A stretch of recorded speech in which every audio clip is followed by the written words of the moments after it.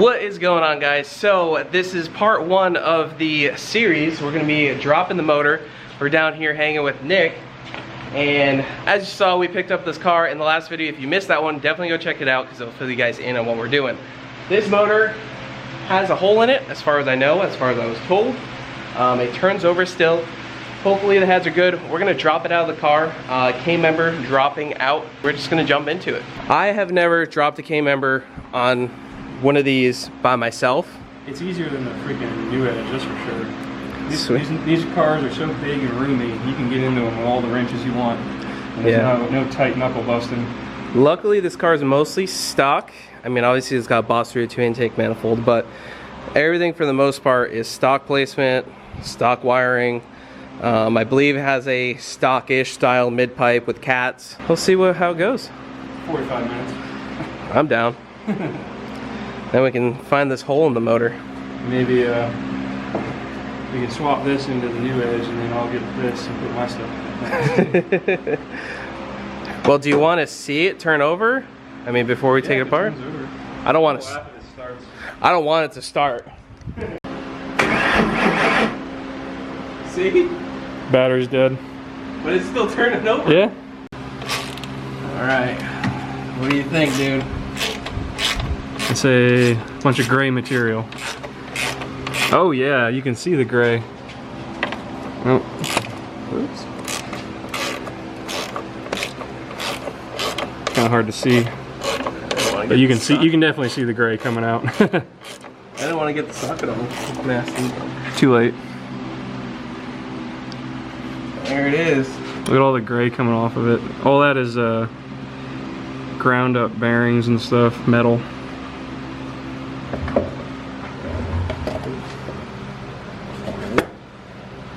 Here it comes.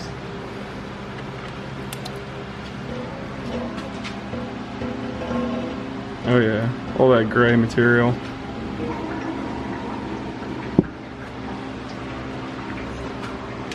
And this is what I mean by swirl. Look like a nice fancy Starbucks coffee or something. Your latte right there. The latte. So we found the hole there. Watch the microphone. Right there? Or am I right on top of it? Yep. There okay. So we found the initial hole here. Peekaboo. Part of the motor mount broken a little bit. Got taken out. But if you come on this side, you can see there's a nice little H-beam sticking out the side of the block there. Some more cracking around the girdle surface for the main caps. But yep, that's a nice Coyote rod right there, sticking out the side. Peekaboo. All right, draining out the coolant. Bring it down to about right before it touches that. Yep. Rip the wheels off and the brakes. All right, I'm gonna rip the wheels off and the brakes. I hate these lugs. Tires are brand new too. Oh yeah, nice too. So we got the tire off. We're gonna remove the brake, and then we're gonna remove this bolt, and that sway bar link.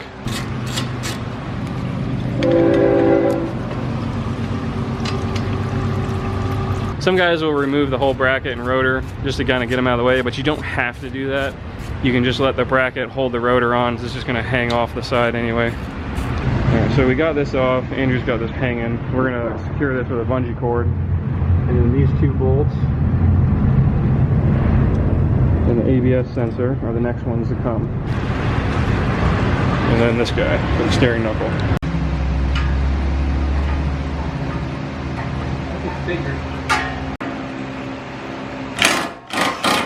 Let's take it all the way up.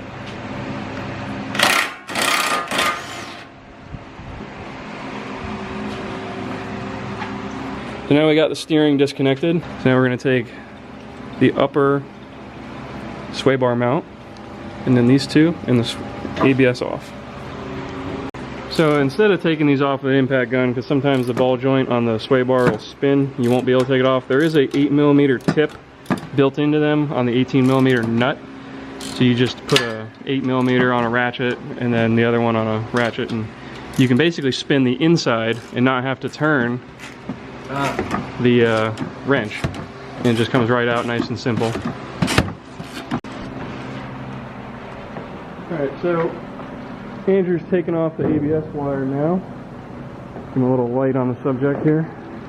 So you gotta fold back the splash guard and the plug connectors right in there. It might have a red lock clip on it though, you may need to take off.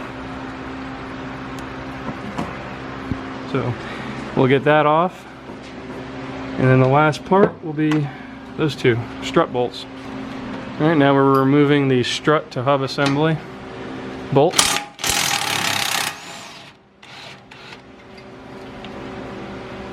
Basically, you just repeat the same procedure on the other side. It's all a mirror of itself. My glove got stuck. There you go. Yeah, it's good. Let it hang. Ain't going nowhere. Just bouncing on the bushings. Woo! So there's that side. Like I said, repeat for the other side, and then we'll come back to you. So now we got both of these off. And some people like to work from the top down, from the bottom up, whatever you guys prefer. We're gonna take the X pipe out. So all we need to do is clear the drive shaft so that this can all come down onto the jack stands on the floor. Good. You only need to loosen it. Yep.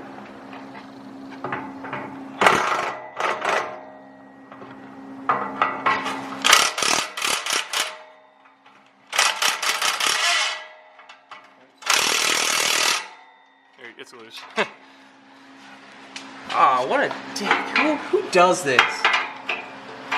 There's a little side. That's what we use to fix that problem. 14. Amazing. That's good.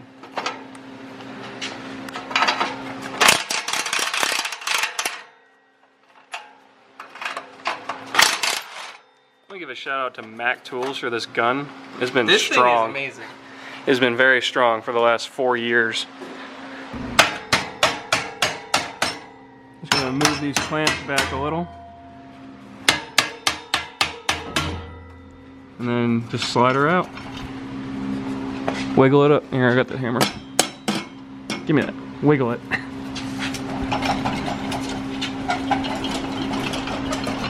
Alright.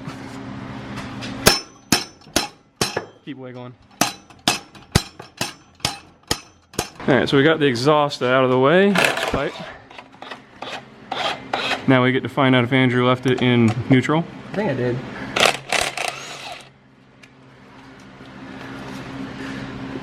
Yes, you did.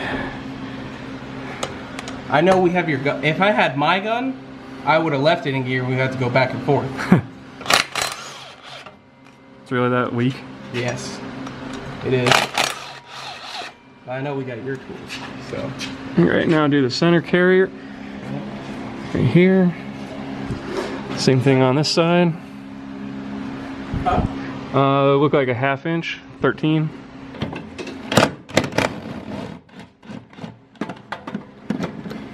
I got it. Remember that you have these spacers. These do have to go back in the right spots.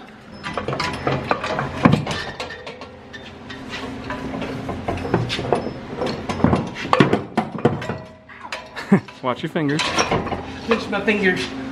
All right, so we just removed the 2 bolts here for this cross member. And drive shaft is off, out of the way, exhaust is out.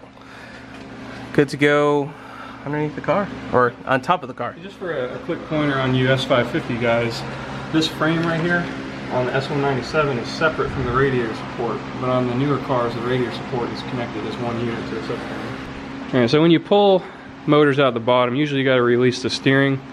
So this handy dandy little gadget right here, I'm going to give it to Andrew. I'm going to demonstrate how this holds the steering wheel. I don't want to replace the clock spring. No, I have no idea how that process works, but I know I don't want to. The process for the clock spring is you have to remove the airbag, the steering wheel, all the components essentially around it, and then you can replace that unit in there. I don't know, like probably $100 or so. Leave it right where it's at. Oh, right Right just where like it's that? Yep. And then you stick this on the seat, and then hold one hand down there and pull up on this one. Push the button and pull up. And put this right under the steering wheel on each side. Make sure it's on each side. Yep. And then let it go. That's it, right? Locked. And then it won't move. No, So we nope. don't have clutch spring. Now the steering wheel is locked through the ignition switch on this car, but we want to be safe. Now, there's going to be a few different bolts on this. As you can see, there's a top one right there. The lights are up right here. So the top one and the bottom one. The bottom one does not need to come off, just the top one. And then that bar will slide out super easy. What was that, 15? That looks like a 13 or a half inch. There you go.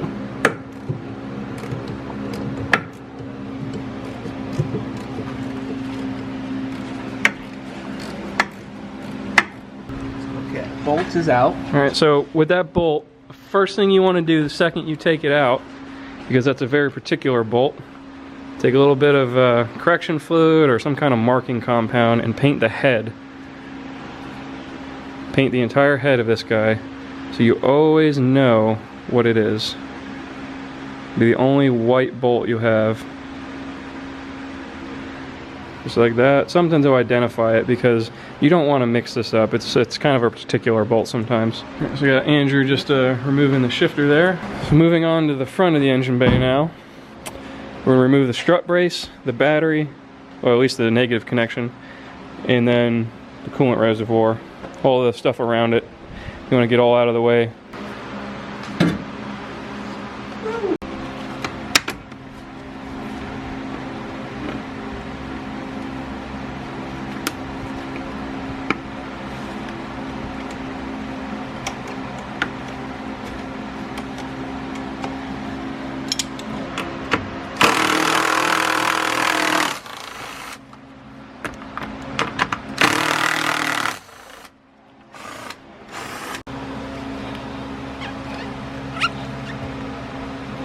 Is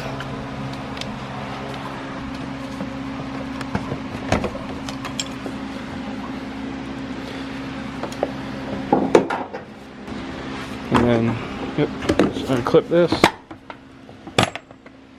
Up. Math. Okay, and then drop in. Ooh, she's dirty though. Needs to clean that. Good side, dirty side. we'll clean it up real nice. Alright, so I mean, if you guys want more room, you can remove this, but we don't need to get the motor out. There's really nothing in the way of it. So, and just work it in and then pull the clip down. Yep, that's it. It'll stop right when it hits those lock points right there, or unlock points. It's probably gonna leak coolant. Nope, we already drained the coolant. Okay. Just want to I know these are easily common for do braking that, and then right? pop that right back on. These do break a lot. They'll seep from the seals right there on the quick connects. That you can either leave it there or remove it from the radiator to get it out of your way. Now we're going to remove the lower hose, which comes off the thermostat. Grab, twist it nice and easy, and then you can pull the hose. Now that one may have a little bit of coolant in it, just because it's right off the thermostat, but we did drain the radiator, so there might not be anything in it. Just wiggle it till it comes off. Just disconnect your battery, kids. No, that's the first step you do. Now we're removing the coolant lines from the front of the motor, because they're pretty simple. They just basically wrap around back here. So instead of having to reach back there, do all that, just pull them off the front. And then wrap them up under the windshield cowling area, like that one. We're working on unplugging the PCM now. We got the coolant lines detached, fuel line, evap line, sound tube, battery wires. PCM? PCM, yep. We got the, you just have to take the power wire out of the fuse box and detach those. It's not really that hard. Alright, the next step is going to be to discharge the AC. Just like that. Alright, so we got the AC recycled. Now you're going to put that right where that hole is. You see that hole? Yep. Make sure it sits dead on and give it enough wiggle room on all sides. So come in a little with it. Yep. Same thing on this one. Alright, once you're satisfied with where the placement of the jack stands is, you want to make sure they're level. So come up here now and move these both down 1 notch. Tell you when to stop. Come down nice and easy. And good. Now we're gonna unbolt the undercarriage.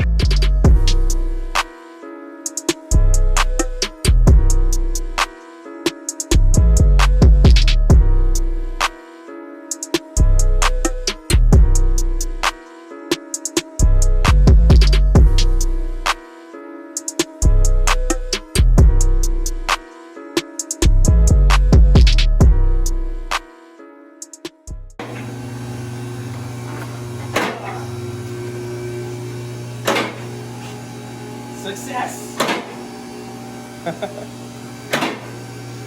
Woo! Great success.